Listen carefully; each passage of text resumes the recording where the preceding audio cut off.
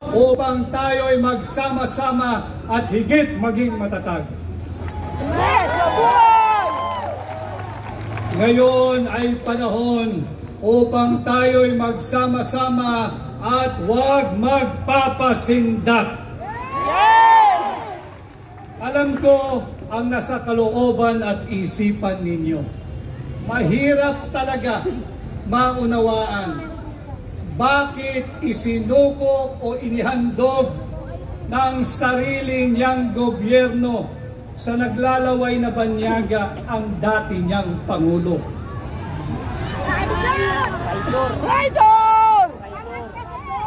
Wala na ba tayong batas na umiiral? Wala na! Wala na! Wala na bang saligang batas? Wala na! Sarado na ba ang lahat ng antas ng korte sa Pilipinas? Sarado!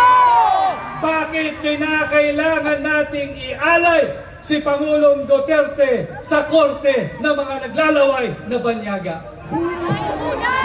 Boom! Bangan kasi! And just like all of you here today and in any other many parts of the Philippines, nakasama natin, binanggit kanina ni Pastor in Proverbs 29 verse 2. Tama po yun. Kung matiwasay ang namumuno at pamunuan, ang kanyang pinamumunuan ay nagdiriwang. Subalit bakit tayo naririto ngayong gabi? Sapagkat nasusulat din yan, pagbaluktot ang namumuno, nagluluksa ang kanyang sinasakupan.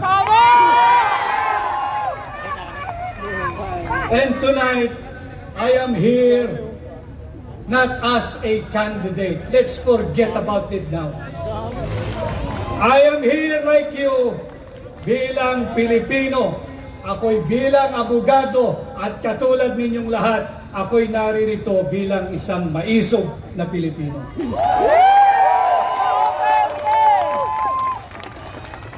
I stand with you, with President Duterte.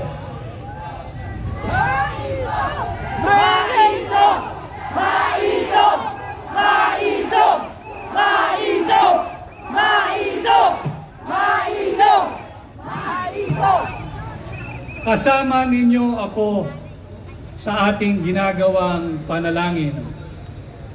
Bahagi din ako ng local defense team ni Pangulong Duterte. Subalit, I think it is more and beyond legal now. Kaming mga abogado, we can only do so much.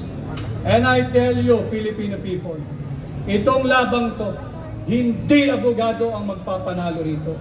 Taong bayan kayo ang magpapanalo rito!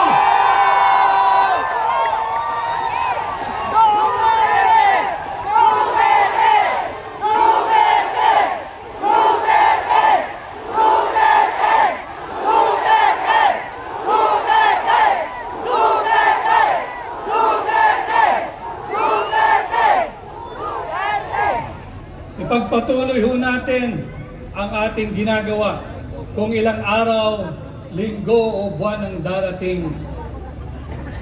Itong ginagawa nating payapa at malayang pagsasaad ng ating saloobin. Patuloy tayong magsama-sama, patuloy tayong mag-ingat.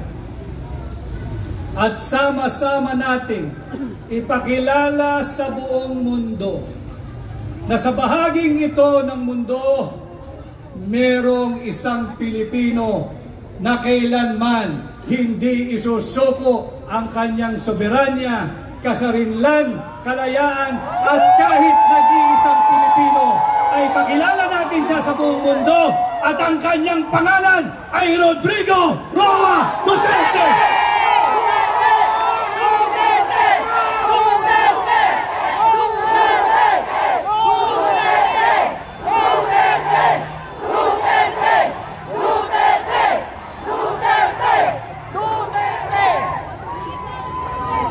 Pakilala natin, hindi lamang dito sa Pilipinas, kundi sa buong mundo.